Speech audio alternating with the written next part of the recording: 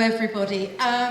Really interesting to go on after Ronnie, another recent suspendee, because, you know, my experience is shared with many other people. Perhaps the difference with me is, since May, there has been for me an unremitting campaign on social media, on national media, in the newspapers, in the radio, vilifying me as a rampant racist. It's without stop, it's without cease, and it's included coming to this meeting today. So if you excuse me, I'm going to do what I don't usually do, which is to read from notes.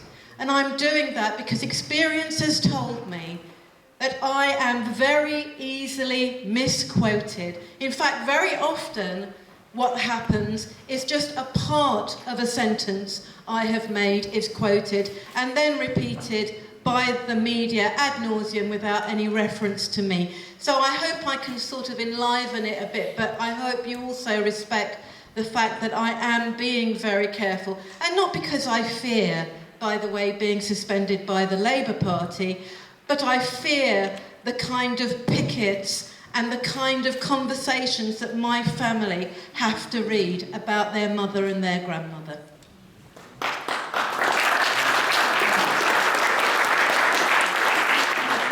So what I'm looking at is getting the Tories out. How do we do this? Well, one of the things we have to do, and we need to do it urgently, is to transform the Labour Party. And let's face it, there are forces, and they're huge, attempting to stop us doing it. They're not called the establishment for nothing.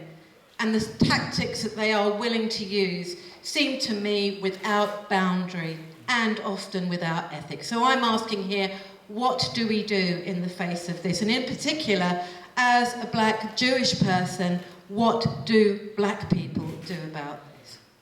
I fight the Tories. I fight the Tories regularly where I live in Thanet, not just online, not just at the ballot box, not just at the door, but face to face and nose to nose at protests. I was suspended amidst false allegations of anti-Semitism. These allegations were lifted after the investigation by the compliance unit. And they were also addressed in many parts of the Chakrabarti report, though given the continuing harassment of me by even Labour MPs, you'd barely know it.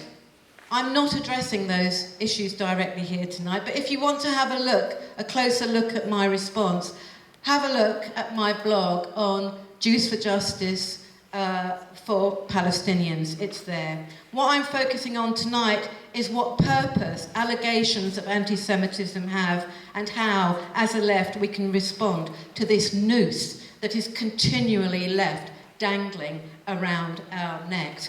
Why is it happening, I'm asking? Who is paying the cost of those allegations, and what can we do? So the most fundamental aim, of course, of these allegations, without any doubt, is to undermine Jeremy and to undermine anybody who supports him, because they would prefer to destroy anything than give the electorate a choice which is apart from the neoliberal rubbish they have been serving up to the electorate, both Labour Party and Conservative, for years now.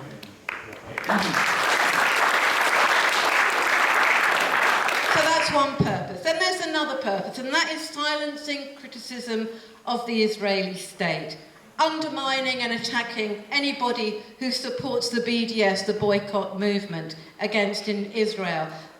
Because what they want to do is they want to ensure that the flow of money and arms to Israel continues unabated and at whatever cost. I will not be silenced in my opposition to the present regime to Israel.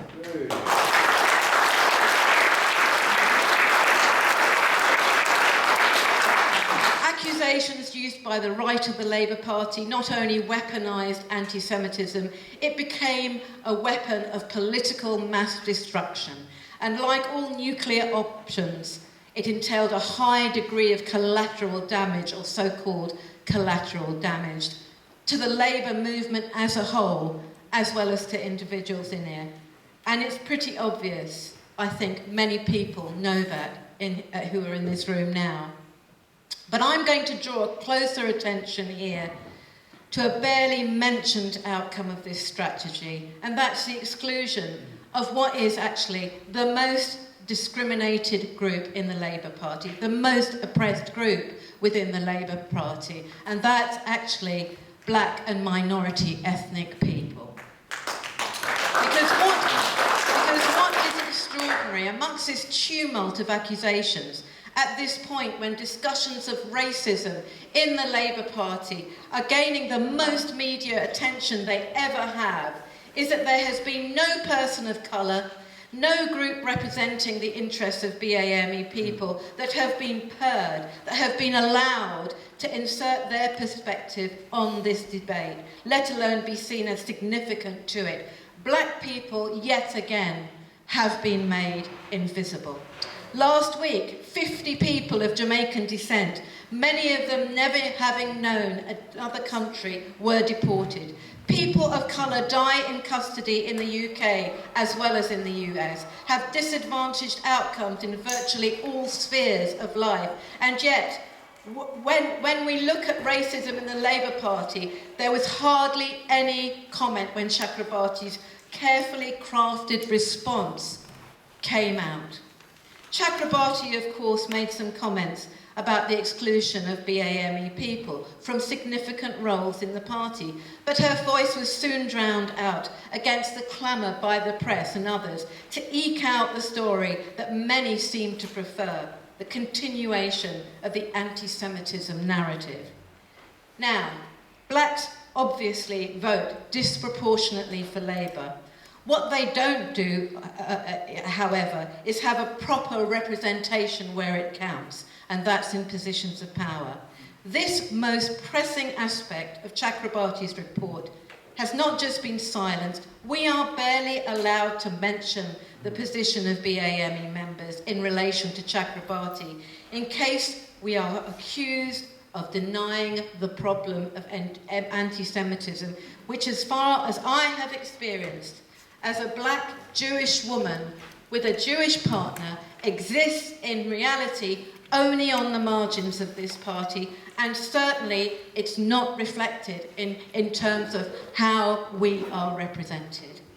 All this has been aided and abetted by the complicity of the media.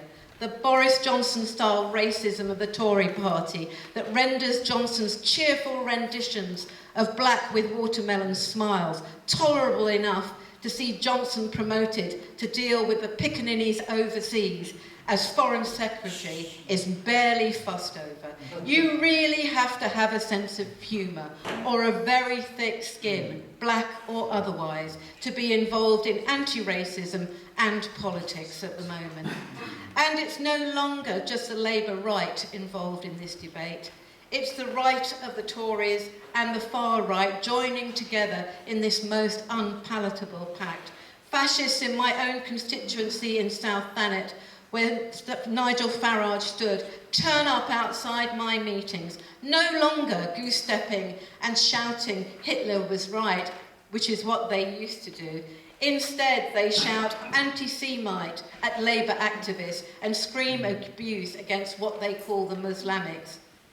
And the right of the Tory party, my own MP, a UKIP founding member, now a born-again Tory and supporter of the arms trade, even takes time off from his constituency business to name me and 3 other members of the Labour Party as anti-Semites. Racism is not just about hurt feelings. Racism is, and always has been, essentially about power. In terms of political parties, including the Labour Party, it is more specifically about exclusions from powers, lack of representation, voices never being heard. And by the way, racism is not, as my MP would have it recently, anything like a virus. It is not caught. It can be unlearned.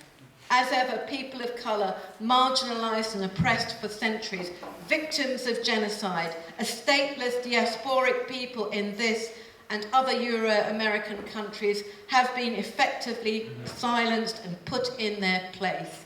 into the abyss in this debate. So let's understand the actions of the right, that their focus colludes with the enemies of our movement, colludes with the exclusion of people of colour from our party, and that they do this and are prepared to do this mercilessly, coldly, and with one aim in sight, to further their own political agendas. Now, what lessons do we take from this continuing political agenda? In my opinion, the Labour Party is better than most other organisations in the way it responds to minorities, yes, but it needs to do better. I say the outrage of the right on issues of race is false. I have never known the right concerned with the rights of minorities till now, when it suited their political purpose. But for a moment, let's just take it seriously. Let's talk about the racism, I say. I call on the right to join me in the Labour Party. Let's have a discussion of the position of black and minority ethnic people in politics today. Here's my challenge. Let's have that discussion now. And let's remember, racism is not a feeling. It's a material reality. It's up to the Labour Party to make sure the exclusion of black members changes, and changes quickly. We must do this in a way that does not distract from the fight against the Tories, but adds strength to our cause by motivating those many black members who do not see the struggle of the left as part of their struggle for liberation. And lastly, and perhaps most importantly, please remember what my struggle in the last 6 months has taught me is you cannot conciliate our enemies. If you feed hungry dogs, they will bay for more. What they want from us is silence. Silence is one of their goals. I will not give up my voice. Go on the offensive. We are winning. That is what this clamour is about. Thank you.